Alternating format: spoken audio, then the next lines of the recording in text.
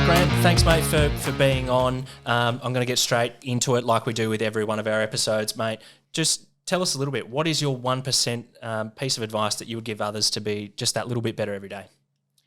One of the things that I do this myself, I practice it, my 1% would be just blocking out the noise. What do I mean by that? Turn off your social media, don't watch the news, don't read the newspaper, and just block all the noise out. There's a lot of negativity in the world, and it's insane on social media, the amount that there is, and you've only got to look at the community notice boards and you start reading through them and see the amount of negative comment, and I don't know, people aren't being very nice at times, and you can find yourself getting sucked into that if you spend too much time on it. And so, that's one example of what I do, and I just say, I'm not going to have any part of this. I just turn it off, because if I'm having a day where I'm feeling a little bit down or a little bit vulnerable, if I start to read negativity, then I start to absorb it. And so, I find that, and it's the old saying that you don't hang around with people that are negative, or you are the common traits of the 5 people that you hang about with the most. Just, take a step away, get some quiet time, block it out, and just be yourself. Very good. This one's going to go places, but before you block it out, yep, make sure you like and subscribe to us, because we're doing positive stuff.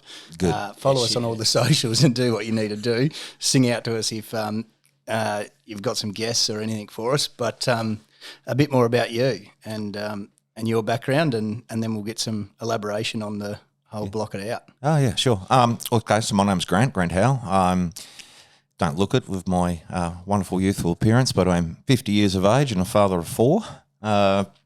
So very lucky. I've got 4 beautiful children. 2 of them are older. So I've got my daughter who's 20 and my son who's 17. And then I've got 2 4-year-old twin daughters as well. So you might work out relationship number 1, relationship number 2. But enjoyed my time with my children. I'm a businessman. So I own a financial planning firm here in northwest Tasmania called Zenith Wealth. We've got offices in Devonport and Burnie. We've got a team of 15 professionals. It keeps me very, very busy. And Zenith Wealth is just taking the next step. We're about to take a business in Victoria, in Carlton. And so that's a pretty big deal for us at the moment. And we've built a model which we're rolling out to the wider advice community, which is something that I've been focusing on for a while, where we really want to build a community for advisors that we want to take stake ownership in, and just grow our business out from there. So we're a big believer that we can do it. We're basically looking at 10 times, 20 times the size we are now. That's our goal, and we're pretty focused on it, and we think we can do it. So, apart from that, I'm a Rotarian, which I do in my little spare time that I have. So I'm a president of the Somerset Rotary Club. We had the pleasure of Aaron joining us with Jeff for a dinner meeting, and give us a little bit more insight with Man Up. And, of course, I'm not unfamiliar with Man Up, because done a speech for you some time ago, and a little bit of work with you. And, of course, you came on to my podcast as well when I had one called Get the Know-How.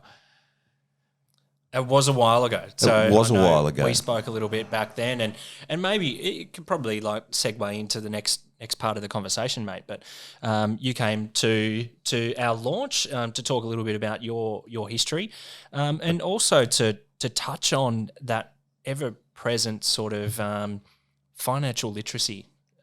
Was the big thing that we were talking about at the time. We knew quite a few people that were struggling with their mental health, and it was very evidently linked to their financial problems. I don't know if you wanted to start talking a little bit about that. Like, how do you see that financial literacy can, definitely, or a lack of financial literacy can, affect one's mental health? Yeah, sure. We're not taught financial literacy when we're at school. So There's no education process. I left school many years ago. I had no idea what a credit card was. We had a bank account maybe if you were lucky, and a little bank book, and the most education we got was taking spare change to primary school every week in a little bag to hand in your bank book to do your banking. But we don't teach people about credit, about saving, budgeting, those type of things. And in fact, if you look at statistics, only 3% of the country can successfully save anyway. So 97% of us, it's not a natural thing. I'm definitely in the majority. Yeah. Not wrong. Correct. Money is something that's nice to have. No doubt about it. You can do wonderful things with it. But you got to work hard for it. Some people don't have any luck with that. Some people don't have any luck with managing it. Some people get it and just blow it. But what I've seen from money and the stresses of money, it causes a lot of problems with families, a lot of problems with relationships. It is very hard to talk to your spouse about money. And just, lack thereof and financial stress, can lead to other things. So I think that financial stress leads to other mental health issues, at least in my experience of what I've seen. It's fairly common that's where it's started. And for men, I guess particularly, we're supposed to be the provider, and we're supposed to be strong and bulletproof and all that stuff, and we're not supposed to feel vulnerable. And when you don't have any money, or you're under financial pressure, or you can't buy this, or you can't meet that bill, or you don't feel as like you're succeeding like some of your colleagues or friends are, it can really wreak havoc on you, and it does cause a lot of issues, and it can lead to a lot of things: depression, family violence, and breakdown of marriages. Yeah, you talk about the not talking to your spouse about it. I'm wicked at running away from that conversation. He just wants to bring a budget up. Absolutely. I'm like, we'll talk about it later tonight, and then crickets. Yeah. Which is bad. Like, it's not a good move on us. It's normal. I find it very hard to talk to my spouse about money. And in fact, we had the conversation yesterday. So, it was all about money, not directly, like we don't have enough money, but, we've got plans to build a house. And interest rates have gone pretty high, as you know. I think they will come down in time, but for the moment they're going to hold where they are. And, at the moment we're renting. So we sold our home. We had a nice home. We sold our home because it was down near the highway in Ocean Vista, and perfectly fine. Highway didn't bother us. But one of our twin daughters is autistic, and she's also a Houdini. So she can disappear silently, and, we have to keep the doors locked at home and everything else.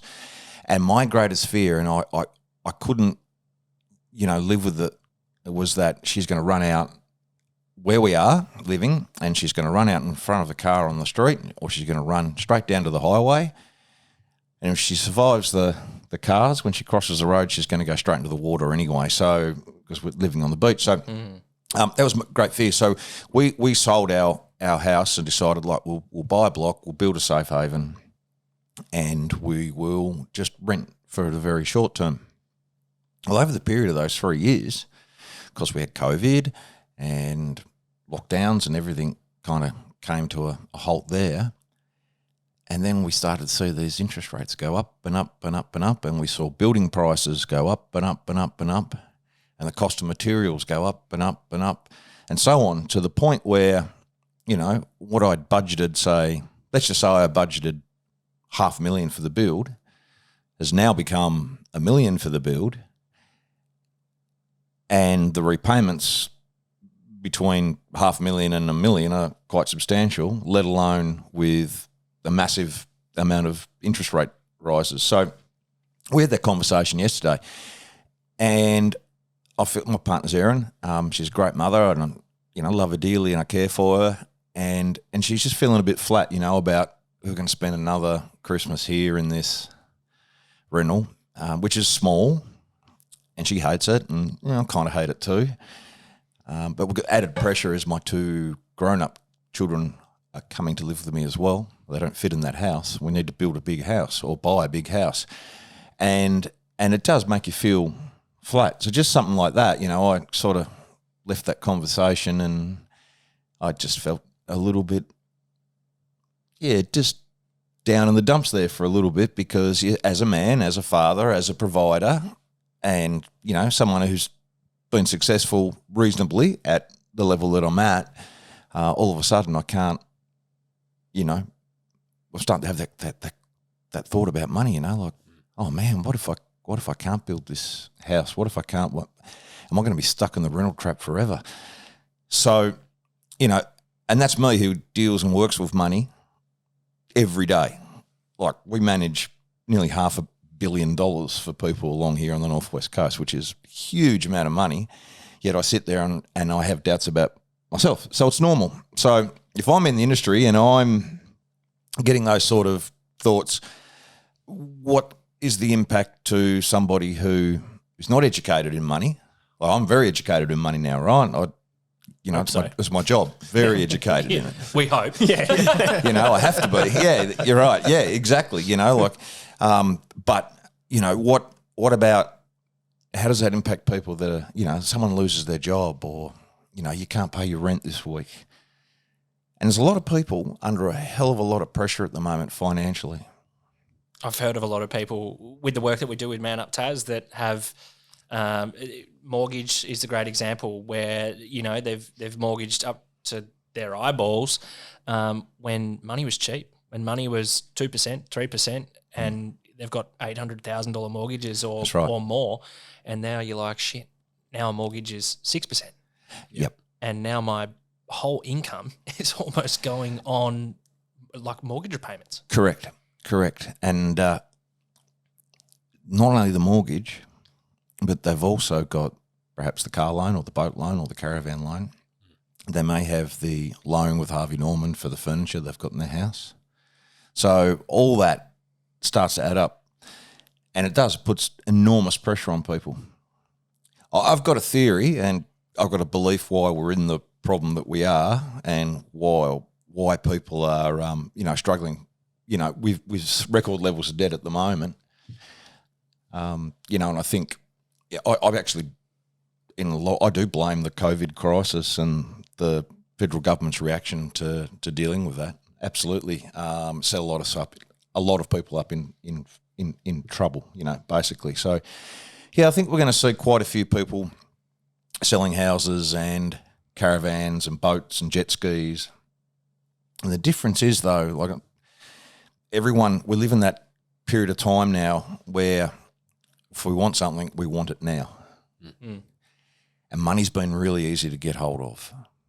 So I think I'd like a jet ski. Well, let's just go out and buy a jet ski. Because you very high. Yeah, exactly. Yeah. And banks are giving money away. Lenders are giving money away. No problems at all. And let's not forget, we all have Netflix and the internet at home. We have mobile phones, and we have Disney Channel and Stan and Binge and you name it. Some of us have one gym subscription. Some people have 2 or 3 gym memberships. Everything. It's a lot different to, say, our parents when they had their mortgage, and they say, oh, I don't know what you're whinging about. It 17% when I took my mortgage out. That's right, it was. And the price of a house was maybe 2 times your annual salary. Yep. And, you didn't have the internet at home and mobile phones and all those extra payments, and that's payments for convenience. And we're used to it. So, how do we make those adjustments in what we do to step away from that convenience factor? Because that's a big thing that contributes to what we got. Could I do without Netflix? Yep, absolutely. Binge? I don't know about that. I like Binge. So to segue a little bit and to go back to your 1%er, mate, like, Yeah. and probably it's sort of in that ilk as well. But you know, you mentioned that you're about to grow your business, and look, it probably, as we've sort of discussed, it is probably. I'm not sure if it's I don't know. I'm not a business person, but it seems like a weird time to make that step in growth, being that money is more expensive now and those kind of things. And I'm not a full business savvy person, but I can imagine that would be immensely stressful. How do you manage to implement blocking it out while you're going into this real turbulent time of huge growth? It's not easy. So you've got to. It's not an easy skill to do. One of the first things, someone told me this a long time ago. It's none of your business what other people think about you, and so that goes against my natural instincts, if you like, because if Aaron Meldrum thought I was an idiot, and I found out about it, I want to know why. I get mortally wounded, by that type of stuff. What have I done to him? But you've got to learn to think like that. And then when you carry yourself into business and you're doing, you got to make, block stuff out. Like you're going to have knockers that say,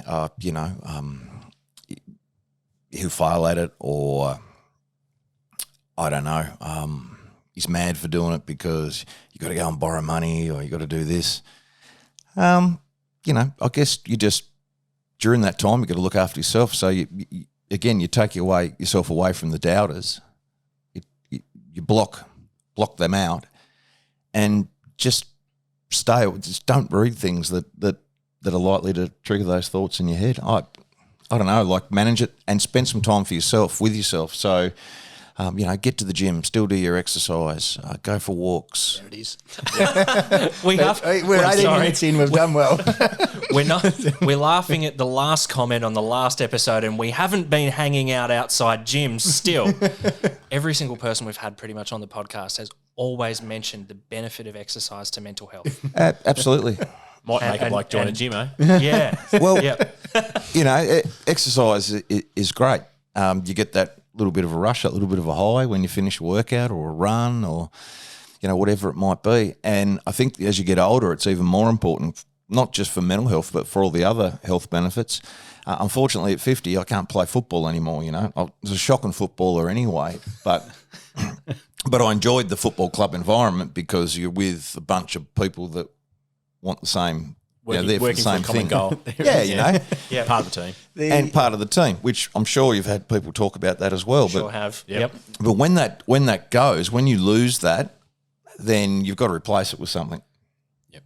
So if it's not just going to the gym yourself, join a club or do whatever, but you've got to take yourself away every day from your day-to-day.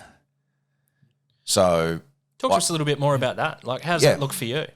Okay, so I'll go to the tips for blocking it out. Like, it's pretty easy to get in the doom scroll and read and get caught up. Oh, they're saying that about that. There you go. I set the timer on Facebook now, so it's 30 minutes a day. I get to 30 minutes a day and I just click, turn it off, go again, start again. But what are some tips for it, like to help everyone out? Other than just don't go on it. Just get off it. It's not important. It's all fake anyway, isn't it? Like you think about it. If you go on Instagram or Facebook or whatever it might be, people only ever post the best versions of themselves. Yep. Oh, yeah, that's a good conversation. And you don't know what sits behind that. And they're going to be driving a flashy car or... Does that lead to the money problems too? Because it's absolutely. Like keeping up the Joneses. Like, I'm sure it does. I'm sure got a bigger boat now. I'm sure it does. I'm sure it does. I'm positive it does. So, just don't get sucked into it. I don't know. Just don't use it. Caravans are a massive thing at the moment, haven't they? Like everyone's got a caravan. Everyone bought a caravan. Yep. Yeah, and because we couldn't. Except for you and me. No, I did. He did, yeah. You did. And a boat. Oh, wow. Can I get your number later? We'll talk. I had the caravan, but, the best bit of financial advice I can give anyone is never get divorced. Because I lost my caravan. and my house and everything else that went along with it. That's okay. Yeah, look, what was we talking about? We were talking a little bit about your 1%er and blocking it out and how do you do it. But the question that I'd asked beforehand is what else? What else are you doing for your mental health? Is there anything else? Or, we were talking a little bit about social media and its impact on, financial struggles. Yeah. Like we're keeping up with the Joneses all the time. Yeah. Like it's hard as a 34-year-old to not look around on Facebook and then just see everything and everyone and think to yourself, fuck, I earn all right money and Olivia earns all right money. How the fuck are all these people, what are they on? Like, Yeah, why are they getting around in Mercs? And how do they BMWs afford and- like all this stuff? Caravans It's and crazy.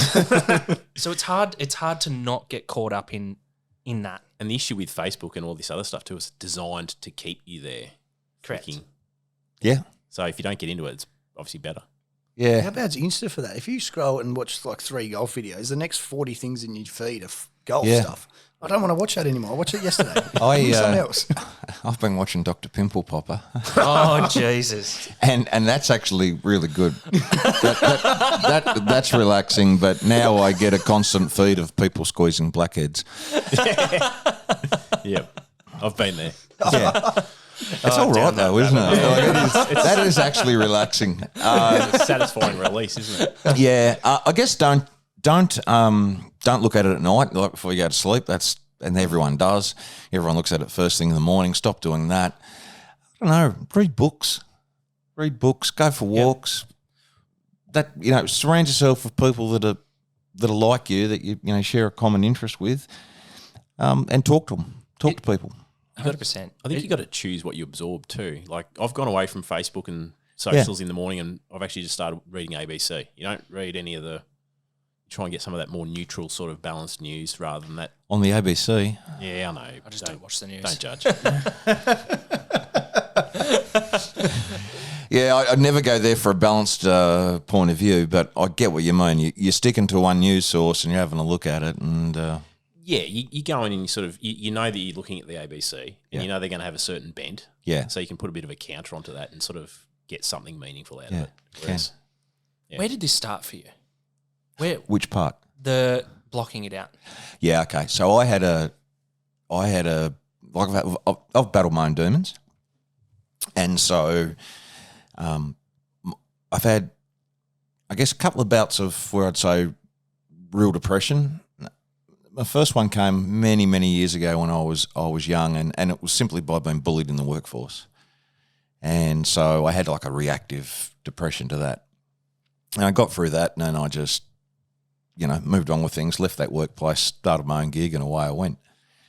Back in 2014, 15, I was pretty much falsely accused of some behaviour that I didn't do. Like we've all got our faults, none of us are perfect. But I was accused of something that I didn't do.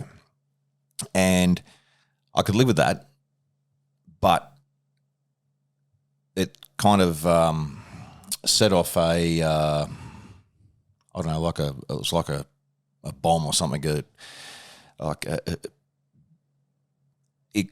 permeated, and it went up through an organisation that I was associated with, and it really got me down, obviously. So I don't know. Imagine this podcast, imagine Man Up was a franchise. So you owned that franchise, but you paid a fee to another organisation to be Man Up, and there was Man Ups all across Australia and New Zealand. Well, anyway, through the elements of character assassination, this stuff went up through the organisation, through all the franchise holders, if you like, right up to the top of the tree. And, knocked me about a lot. And it caused a business breakup at the time, and a lot of people I knew and trusted. I thought I trusted them. Well, I did trust them, but I thought they liked me. But and I guess I got to the point where I was really struggling. I'll be walking down the street and someone will look at me and I'll go, "Oh my God, they think that I'm doing this, or they think I'm doing that." So, it was just awful. And so I sought a lot of help with that to cope. But that bust up cost me a lot of energy, a lot of time, a lot of money, a lot of trust. And then pretty much 6 months after that, the marriage bust up happened as well. And so surprisingly, and this is, I don't know whether it's not because I've been so belted in the business one, that made the marriage one seem really, really easy. But I didn't want to fight. I was just like, here, take everything, I'll go. And I literally left the bag closed. Because I was sick of fighting and I just didn't want to do it. But it was like I've been that belted. I was just like, oh, well, could have been any worse. What else could happen? Yep. So I just went, into a bit of a shell and everything else. And that's where I guess I got used to that. Okay, well, obviously it's none of my business what people are thinking. I've got to find ways of blocking all this out. And so I just disassociated myself with all of it, basically, and stuck my head down and decided to go again. And fortunately, I met a nice lady, Erin, and unexpectedly she got pregnant with twins, which is a bit of a shock when you're 45 when that happens. But it was a good thing, and I think that was probably what pulled me back into gear and rescued me in a way. But I just went through a really, really dark period. So I'm quite comfortable talking to people about mental health. I'm in a job where I do have to ask that question a lot. How is your mental health? Have you had experiences with this? And you kind of, I guess, I don't know, you can see it a mile away when you meet someone if they're struggling. And so, it's good to listen. And yeah, I just think, I learnt to just through experience to cope. And that's when I've just decided, you know what, I'm going to block that stuff out now. Sometimes it doesn't always work. As I said, if I think someone doesn't like me, I do get wounded, like it's, we all want to be loved, but I'm getting better with it. But yeah, just talk to people. And if you're on the other side of the ledger there and you come across someone who's feeling down, just listen. So I think that's a really good point to wind up on, Grant. Thanks so much for being on and sharing all that with us. I think there's a lot of little 1%ers in there that can help make a difference in people's lives. I think financial literacy is something that we can all strive to be better at. And if anyone wants any advice with that kind of stuff, they can see you in Devonport or absolutely. Or Burnie. I'm more than happy to help anybody that wants to have a chat. And the whole thing about it is if I can't help, I'll find you someone that can. So that's the other thing, I always say that in business is that whatever you do, you look to add value to whoever you come across and whoever you talk to, because people will talk and everything else. So even if you can't help that person, go out of your way and find someone that can. And that's how we work. You pay it forward, whatever. It's what we do. Beautiful work. Yeah. Thanks very much. So thanks again. Look, if there's been anything triggering on this episode, we encourage you to call Lifeline on 13 11 14. Talk to a mate. It's always really helpful to talk to someone else about your problems. They might have gone through something similar. And as I think that we have shown on this podcast, everyone knows a little bit that can be helpful. Absolutely. And I was just saying on that last point, if you've got someone that's wanting to talk to you, learn to listen. Exactly. Great point. Good one. Yeah. Very good. Like, share, comment. We'd love for you to subscribe on YouTube. It helps us grow. And if you've got any comments or suggestions about how we could do this better, or if you want to be on the podcast, please reach out. Thank you. Thank you. Cheers, fellas. Thanks for See bringing you. me in. Bye-bye.